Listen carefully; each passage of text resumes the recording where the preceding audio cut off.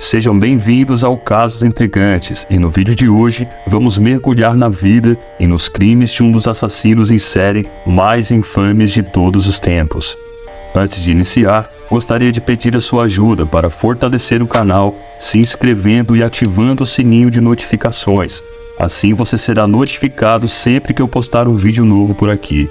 E em seguida deixe o seu like para eu me motivar e continuar trazendo mais conteúdo interessante para você. E não se esqueça de deixar seu comentário, a sua opinião é sempre muito importante. Agora, bora para a história. 3, 2,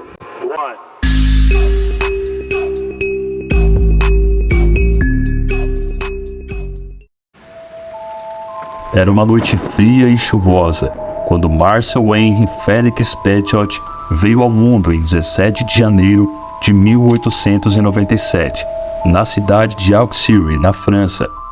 Desde o momento do seu nascimento, uma sensação de inquietude parecia pairar no ar.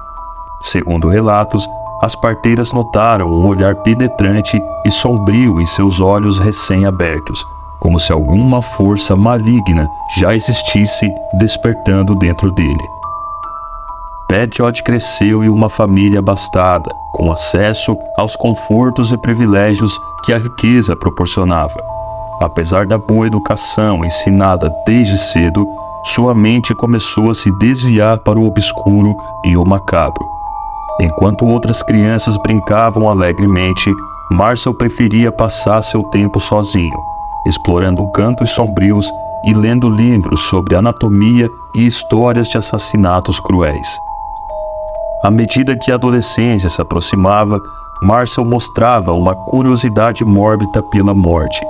Ele tinha o costume estranho de frequentar cemitérios para estudar as lápides e imaginava como eram as histórias das almas que ali descansavam. Os moradores chegaram a comentar sobre estranhos rituais que ele realizava em seu quarto, com frascos de formol e instrumentos cirúrgicos improvisados.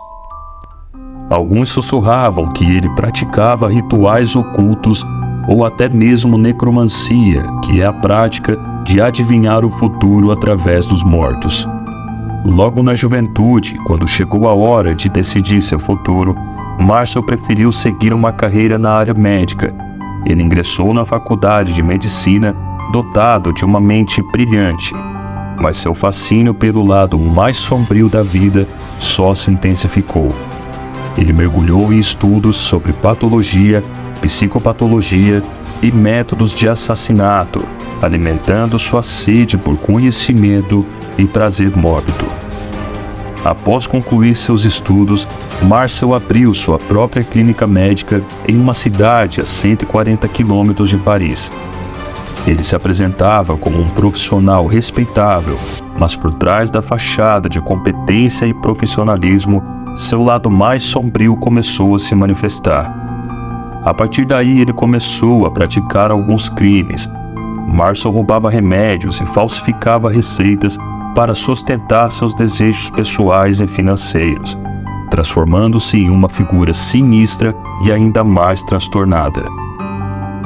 Quando a Segunda Guerra Mundial se iniciou, o mundo mergulhou num caos e na incerteza. Mas para Petiot, no entanto, esse foi o momento perfeito para dar vazão às suas tendências mais cruéis.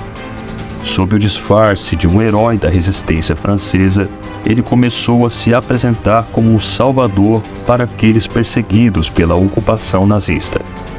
Marcel oferecia passaportes falsos, rotas seguras de fuga e promessas de liberdade para os judeus e outras vítimas do regime nazista. Cobrando somas exorbitantes de dinheiro, ele se tornou um intermediário sombrio, explorando o desespero e medo das pessoas que buscavam uma maneira de escapar da opressão. Em 1942, Marcel decidiu se mudar para Paris, onde alugou uma casa na Rue Lachaise, número 21. Ali, ele estabeleceu seu covil de trevas, um local onde a morte e o terror se encontrariam. A casa tinha uma aura de mistério e desolação, com corredores estreitos e quartos sombrios que pareciam guardar segredos obscuros. Dentro da casa, Marcel atraía suas vítimas, prometendo-lhes segurança e uma rota de fuga. Homens, mulheres, jovens e idosos, todos caíam na armadilha mortal do serial killer. Eles entravam na residência acreditando que encontrariam um abrigo e ficariam seguros, mas em vez disso, se encontravam diante de um pesadelo cruel e sem fim. Uma vez dentro da casa macabra, Marcel revelava sua verdadeira face. Com um sorriso sádico nos lábios, ele injetava veneno em suas vítimas, observando com prazer doentio enquanto suas vidas se esvaíam lentamente. Para ele, a morte era uma dança sombria e ele se deleitava com cada movimento mortal. Mas Patriot não se contentava apenas em tirar vidas. Ele também se entregava a rituais macabros de mutilação e desmembramento de corpos. Suas vítimas eram cortadas em pedaços, seus corpos desfigurados e destruídos de maneira horrenda. Alguns eram carbonizados em fornos, enquanto outros eram dissolvidos em ácido, deixando poucas evidências de suas atrocidades. A casa na Rue Lacer, número 21, se tornou um verdadeiro abismo do mal, engolindo almas inocentes e alimentando desejos mais perversos de Marcel Patriot.